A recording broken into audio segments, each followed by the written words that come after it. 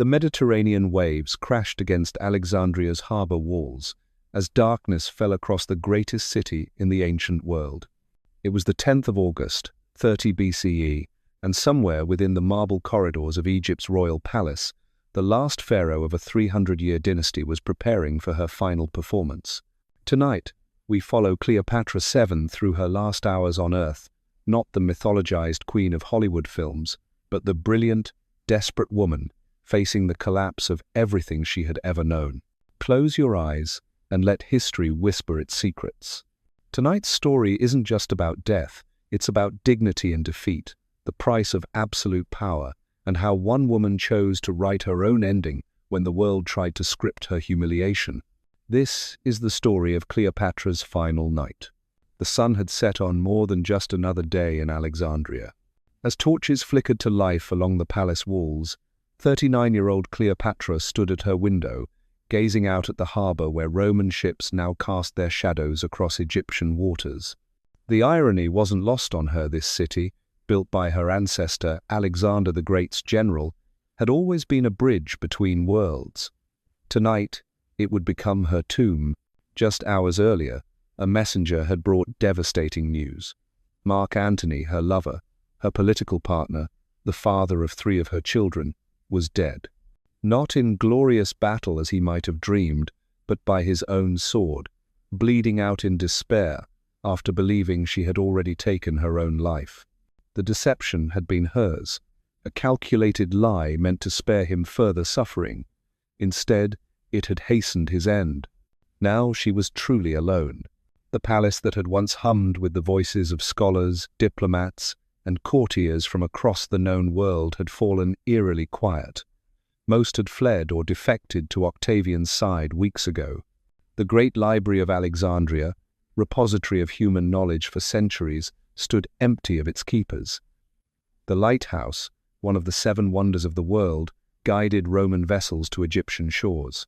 Everything that had made Alexandria the jewel of the Mediterranean was about to become just another Roman possession. But Cleopatra was not just another defeated ruler.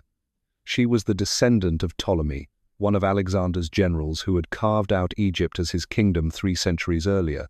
She was the last pharaoh, a living goddess to her people, a woman who had once charmed Julius Caesar himself and later captivated Mark Antony. She spoke 9 languages, commanded fleets, negotiated with kings, and ruled the richest nation on earth. She could not allow herself to be paraded through Roman streets like a trophy of war. In the months following their crushing defeat at the Battle of Actium, Cleopatra and Antony had transformed their legendary society of inimitable livers, their circle of pleasure-seekers and philosophers, into something far more somber. They called it Companions to the Death, and its members had sworn to die together rather than face capture. Tonight, that oath would be tested. The queen moved through her private chambers with purpose, her 2 most loyal attendants, Iras and Charmion, shadowing her every step. These women had served her for years, sharing secrets and sorrows that no historian would ever record. They understood what this night demanded of them all.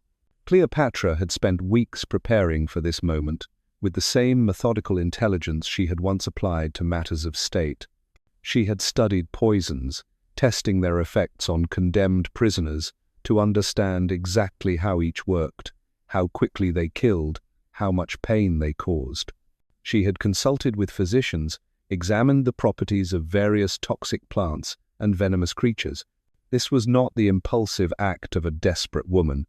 This was the carefully planned final strategy of a brilliant mind that refused to accept defeat on a mausoleum.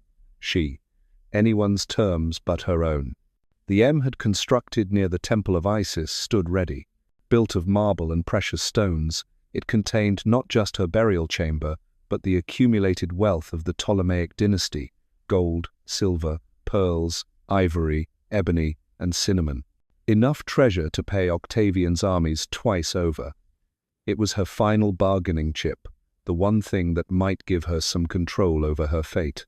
She had threatened to burn it all rather than let it fall into Roman hands, and Octavian knew she meant it. As the night deepened, Cleopatra made her way to the mausoleum, her footsteps echoing through empty corridors that had once hosted the most powerful men in the world. Caesar had walked these halls. Antony had laughed in these rooms. Now they were tombs already, haunted by the ghosts of an empire in its final hours. The massive doors of the mausoleum swung shut behind her with a sound like thunder. Inside, surrounded by the treasures of Egypt, Cleopatra began her final ritual. She bathed in milk and honey, as pharaohs had done for millennia. She dressed in her finest robes, adorned herself with the crown of Upper and Lower Egypt, and painted her eyes with kohl in the style that had captivated two of Rome's greatest generals. But this was no ordinary royal ceremony. This was a preparation for death that would echo through history for 2,000 years. Outside, Octavian's soldiers maintained their watch, unaware that their most valuable prisoner was already beyond their reach. The young Roman general, soon to become Caesar Augustus, paced in his commandeered palace, knowing that his future, his ability to pay his troops, his triumph in Rome, his very legitimacy as a ruler depended on keeping Cleopatra alive. She was worth more to him breathing than any treasure in Egypt. He had underestimated her one final time. Inside the mausoleum, as midnight approached, Cleopatra sat upon her golden couch, surrounded by the symbols of 3 centuries of Ptolemaic rule. The crown of pharaohs rested upon her head. The sacred uraeus, the golden cobra that represented her divine authority, gleamed at her brow. In a few hours, Roman soldiers would break down these doors and find a scene that would haunt their dreams. A queen who had chosen death over dishonor, attended by loyal servants who had followed her into eternity. But first, she had one last message to send. Taking a stylus, she began to write on papyrus, her words flowing in the elegant Greek script that had been the language of learning for centuries. The letter was brief, addressed to Octavian himself. In it, she made one final request, that she be buried alongside Mark Antony, that their love story might have at least this dignified ending. As she sealed the letter, Cleopatra could hear the distant sounds of Roman patrols in the streets beyond her palace walls. Dawn was still hours away, but she knew that with the sunrise would come her captivity, her humiliation, and her slow journey in chains to Rome. There, she would be displayed like an exotic animal for the entertainment of crowds who would never understand what they were seeing, the last echo of Alexander's dream, the final pharaoh of the greatest civilization the world had ever known. But that fate was not written yet. In this moment, in the flickering light of oil lamps surrounded by the treasures of Egypt, Cleopatra still held the power to choose. She had always been a woman who understood that sometimes the greatest victory comes not from conquest, but from controlling the terms of surrender. The night was deep, the palace silent, and history waited, with held breath, for a queen to make her final, defining choice. The letter to Octavian was dispatched by a trusted servant who slipped through the palace gardens under cover of darkness. As the messenger's footsteps faded into the night, Cleopatra turned her attention to the small wooden box that had been delivered earlier that evening. It bore no markings, no seal, just the kind of anonymous package that might contain fruit from the royal orchards. But both she and her attendants knew its true contents. The plan that would unfold in the coming hours had been months in the making. Every detail had been considered, every possibility weighed against the alternatives. Cleopatra had learned from watching others fail. She had seen defeated rulers dragged through Rome in chains, their children sold into slavery, their names struck from monuments and turned into cautionary tales. She had witnessed the humiliation of her own half-sister, Arsinoe, paraded as a trophy in Caesar's triumph years before. The memory of that degradation had burned itself into her mind. Now, as the oil lamps cast dancing shadows on the marble walls of her mausoleum, she moved with the deliberate grace of a woman who had accepted her fate while refusing to surrender her dignity.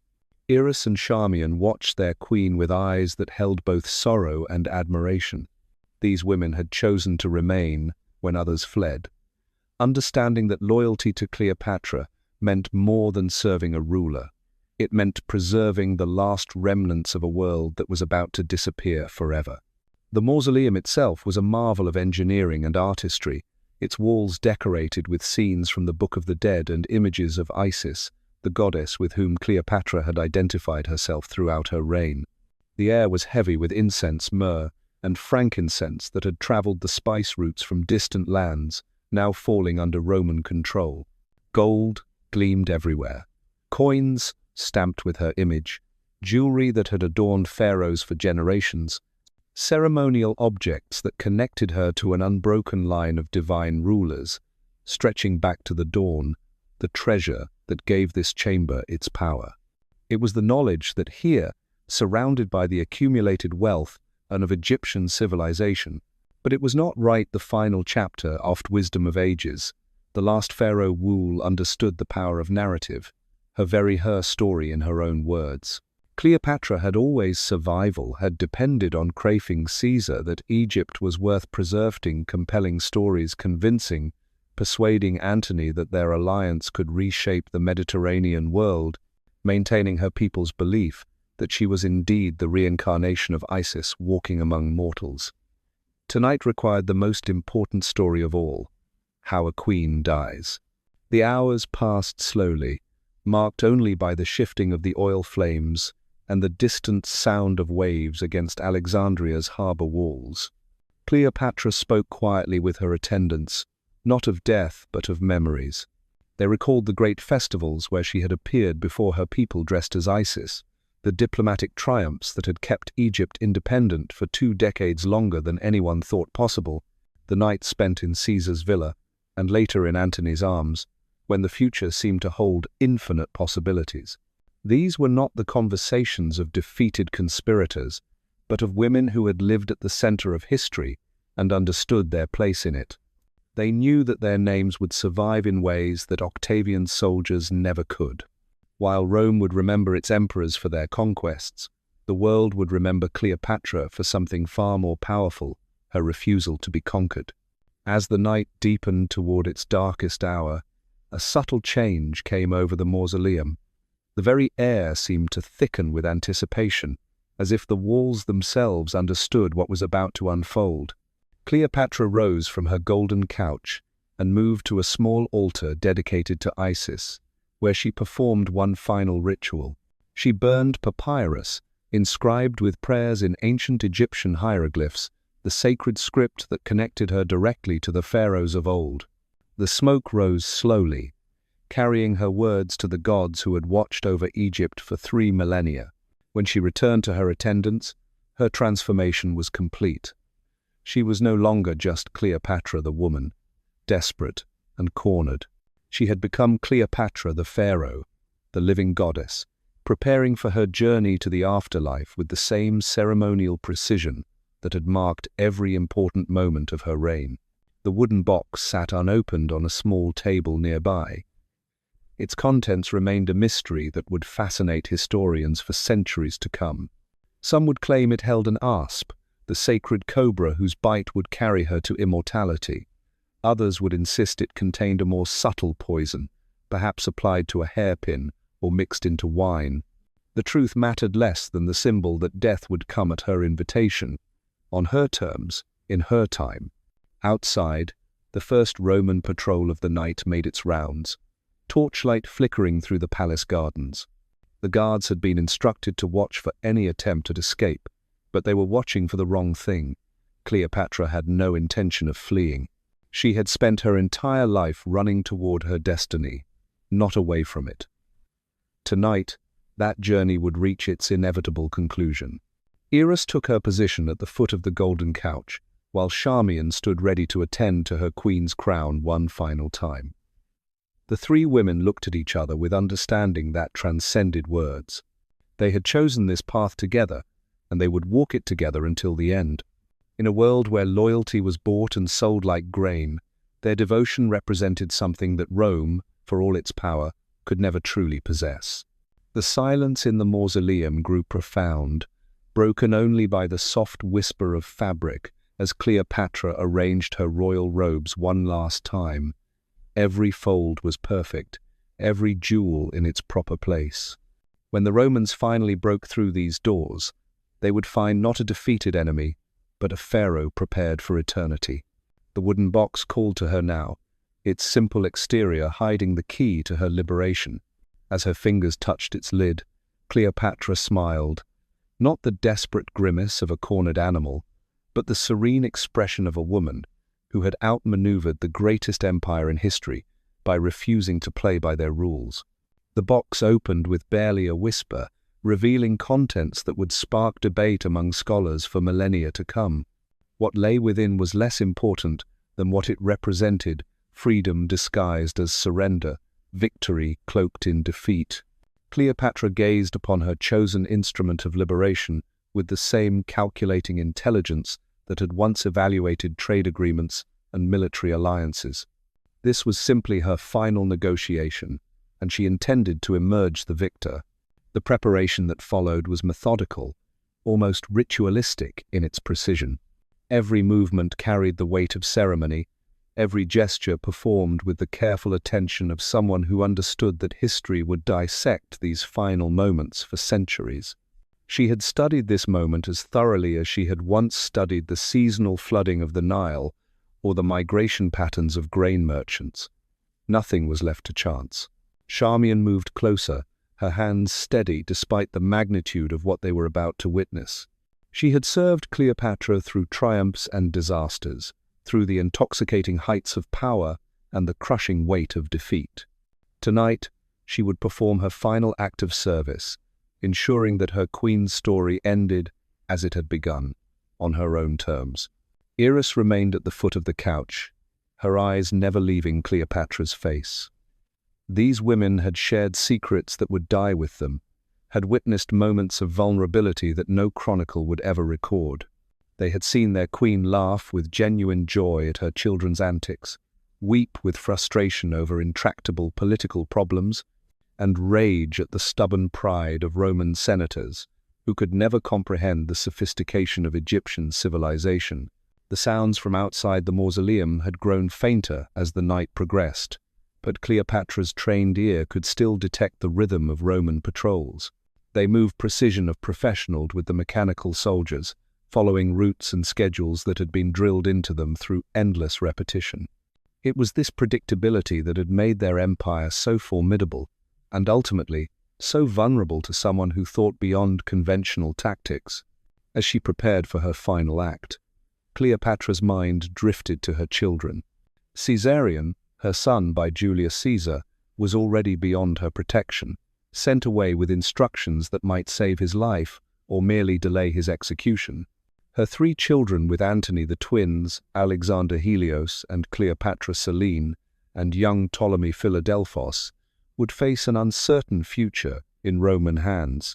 She had done what she could to secure their survival, but ultimately their fate would depend on Octavian's mercy and political calculations.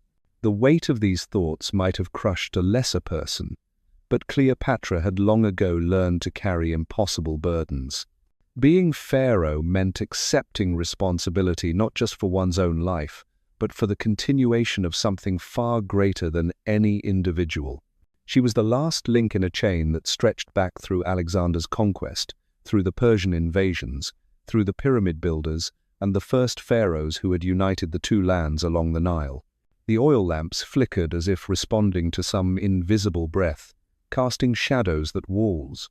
These ancient symbols told stories of gods and mortals, of death danced across the hieroglyphs carved into the marble and rebirth, of journeys through the underworld that led ultimately to eternal life. Cleopatra had lived surrounded by these images her entire life, had been taught their meanings by priests who traced their lineage back to the temple builders of Memphis and Thebes. Now those same symbols seemed to pulse with anticipation, as if the gods themselves were gathering to witness her transformation from mortal queen to eternal legend. The mythology that would surround her death was already taking shape in this chamber, growing from the careful staging of her final moments into something that would captivate imaginations across cultures and centuries. Charmion approached with a goblet of wine, not the rough vintage that Roman soldiers might drink, but the finest vintage from vineyards that had supplied pharaohs for generations. The wine was dark as blood, sweet as honey, and it carried within its depths the essence of Egypt itself. The fertile soil of the Nile Delta, the intense heat of desert summers, the patient cultivation of knowledge passed down through generations of vintners who understood their craft as both art and science.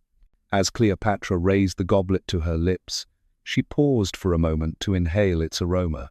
Memory flooded through her banquets, where this same wine had sealed diplomatic agreements, intimate dinners where it had accompanied conversations that shaped the fate of nations, celebrations where it had marked victories that now seemed as distant as the stars. Each sip would be a farewell to all of this, a conscious choice to step beyond the world of earthly concerns into something unknowable and eternal. The liquid slid down her throat with a warmth that spread through her body like sunrise over the desert. But this warmth carried more than comfort. It carried the instrument of her liberation, carefully prepared and precisely measured. She had tested its effects thoroughly, understanding exactly how it would work, how long it would take, what sensations she might experience. This was not a desperate gamble, but a calculated decision executed with the same precision she had once brought to matters of state. Outside, the Roman guards continued their patrols, unaware that their most valuable prize was slipping beyond their reach with each passing moment. Octavian slept fitfully in his commandeered quarters, dreaming perhaps of the triumph that awaited him in Rome, the political capital he would gain from displaying the last pharaoh in chains. He had planned so carefully, positioned his forces so precisely, negotiated so skillfully, and yet he had failed to account for the one variable that no amount of military genius could control, the human will to choose death over dishonor. Cleopatra set down the empty goblet and settled back against the golden cushions of her couch. The mausoleum around her seemed to shimmer in the lamplight, as if reality itself was becoming fluid, permeable to forces beyond ordinary perception. She could feel the change beginning in her body, a subtle warmth spreading outward from her core, a gentle relaxation of muscles that had carried the tension of rulership for so many years. Iras and Charmion moved closer, taking their positions for the final tableau. They had rehearsed this moment in their minds countless times, understanding that when Roman would find a scene that would haunt the soldiers finally broke through these doors, the imagination of history. Every detail had been considered to tell the story Cleopatra wanted, every element positioned to, but of a queen who had chosen her told not of a defeated enemy-owned destiny. The effects of her chosen method were precisely as she had expected. There was no pain, no struggle, no undignified collapse. Instead, there was a gradual loosening of her connection to the physical world, a gentle drift towards something that might have been sleep, if not for the profound finality that accompanied it. Her breathing slowed, her heartbeat became fainter, but her mind remained clear and focused until the very end. As consciousness began to fade, Cleopatra's last coherent thought was not of regret or fear, but of satisfaction. She had outmaneuvered Rome's greatest general, had denied Octavian the triumph he craved, had ensured that her story would be told on her terms rather than his. The empire that had seemed so invincible would ultimately prove powerless against the simple human capacity to choose one's own fate. The oil lamps continued to burn, casting their steady light on a scene that would echo through eternity. 3 women, bound by loyalty and love, had chosen to face the unknown together rather than submit to the known, was an act of defiance, that trance humiliation that awaited them in Roman hands. It ended politics and entered the realm of pure human dignity.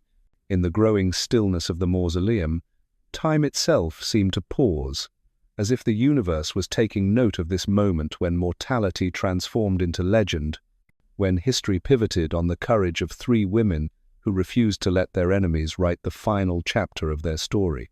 The silence deepened as the night reached its most profound hour, that liminal moment between darkness and dawn when the veil between worlds grows thin. In the mausoleum, surrounded by treasures that had once commanded the loyalty of nations, 3 figures remained motionless in their final tableau. The golden couch held its royal burden with the same dignity it had displayed during countless state ceremonies, but now it served as something far more significant, an altar upon which the last pharaoh had offered herself to eternity. Charmion felt the change first, a subtle shift in the chamber's atmosphere, as if the very air had grown sacred. She moved with practiced grace to adjust her mistress's crown, ensuring that every element of the royal regalia remained perfect. Her fingers trembled slightly not from fear, but from the overwhelming honor of performing this final service.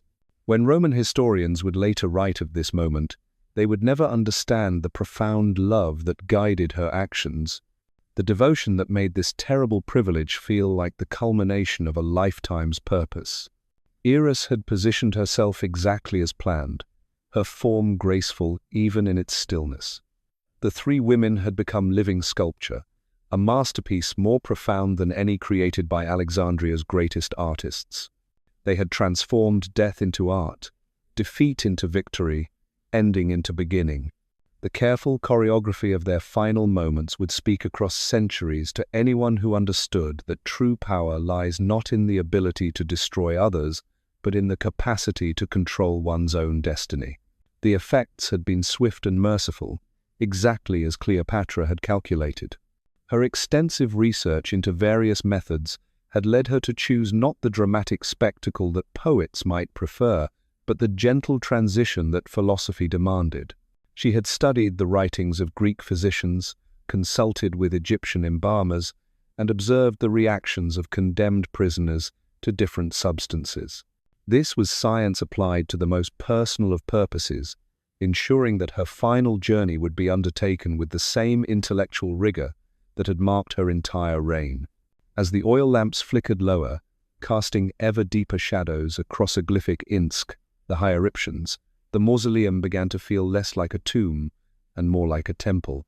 The symbols carved into the marble walls seemed to pulse with ancient meaning, telling stories of gods who had walked among mortals, of pharaohs who had bridged the gap between earth and sky, of death that was merely transformation from one state of existence to another. The treasure surrounding them glittered in the diminishing light gold that had been mined from Nubian deserts, silver that had traveled the trade routes from distant mountains, pearls that had been harvested from the depths of the Red Sea. Each precious object represented not just wealth, but the vast network of human endeavor that had sustained Egyptian civilization for 3 millennia. Merchants had died crossing trackless wastes to bring these goods to Alexandria. Craftsmen had spent lifetimes perfecting the techniques needed to work such materials into objects of beauty and power. Now it all waited in the darkness, a testament to human ambition and artistic achievement that would soon pass into Roman hands. But Octavian would never truly possess what lay in this chamber. He might melt down the gold, redistribute the silver, wear the jewels in his triumph, but he could never claim the intangible essence that had made these objects meaningful. The spiritual authority they represented, the cultural continuity they embodied, the sacred connection between ruler and ruled that they symbolized, all of this died with Cleopatra, leaving behind only the empty shells of material wealth. Outside the mausoleum, the Roman guards maintained their vigil, unaware that they were protecting something that no longer existed. The Egypt they had been sent to capture had already slipped beyond their reach, transformed from a living civilization into a collection of administrative units to be managed by bureaucrats who would never understand what they governed. The temples would continue to function, the priests would perform their rituals, the Nile, but the farmers would plant and harvest along soul that had animated all of this activity had departed with its last pharaoh. In the commandeered palace, Octavian stirred restlessly in his sleep, perhaps sensing through some unconscious intuition that his carefully laid plans were unraveling in ways he had never anticipated. He had calculated every military variable, accounted for every political contingency, prepared for every form of resistance except the one that now confronted him. How do you conquer someone who has already surrendered everything to the gods? How do you parade a prisoner who has escaped into eternity? How do you claim victory over an enemy who has transformed defeat into apotheosis. The messenger who had carried Cleopatra's final letter was making his way through Alexandria's empty streets, his footsteps echoing off marble facades that had witnessed the rise and fall of dynasties. The papyrus he carried contained more than just a request for burial. It was Cleopatra's last act of statecraft, a document crafted with the same diplomatic precision that had once preserved Egyptian independence against overwhelming odds. Every word had been chosen for its effect on Roman sensibilities, every phrase calculated to achieve maximum emotional impact. When Octavian received this letter, he would understand immediately that he had been outmaneuvered by a master strategist who had saved her most brilliant move for last. The request to be buried with Antony would force him to make a choice that revealed his character to history. Would he honor the dignity of defeated enemies, or would he petty vindictiveness that would diminish his own stature?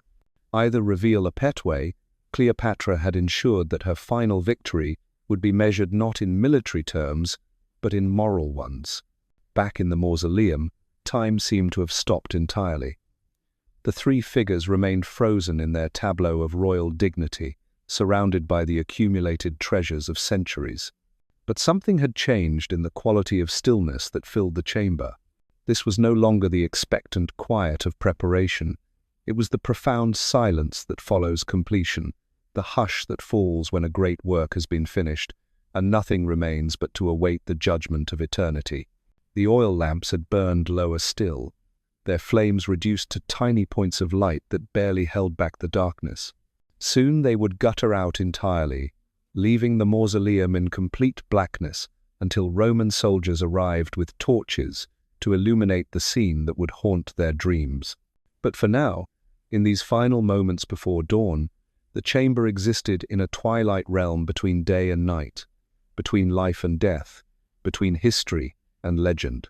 Cleopatra's face, composed in perfect serenity, bore no trace of the struggles that had marked her final years. The lines of worry that had deepened after Actium, the shadows of exhaustion that had appeared during the siege of Alexandria, the tension that had creased her features during those desperate negotiations with Octavian, all of this had been smoothed away, leaving only the ageless beauty that had captivated two of Rome's greatest generals. Death had restored to her the timeless quality of the goddess she had always claimed to be. Her hands, folded peacefully across her breast, still wore the rings that had sealed treaties and commanded fleets. The great emerald that had been carved with her likeness gleamed dimly in the lamplight, its green depths holding mysteries that no Roman craftsman would ever comprehend. These were not merely ornaments, but tools of power, symbols of authority that connected her to every pharaoh who had ruled Egypt since the first dynasties rose along the Nile. And so, as the oil lamps flickered their last breath and darkness claimed the mausoleum, Cleopatra achieved what no Roman sword ever could complete: victory over defeat itself. When Octavian's soldiers finally broke through those marble doors, they found not prisoners, but legends already half transformed into myth. The last pharaoh had chosen her own ending, leaving behind a mystery that would echo through 20 centuries, reminding us that sometimes the greatest power lies not in conquering others, but in refusing to be conquered.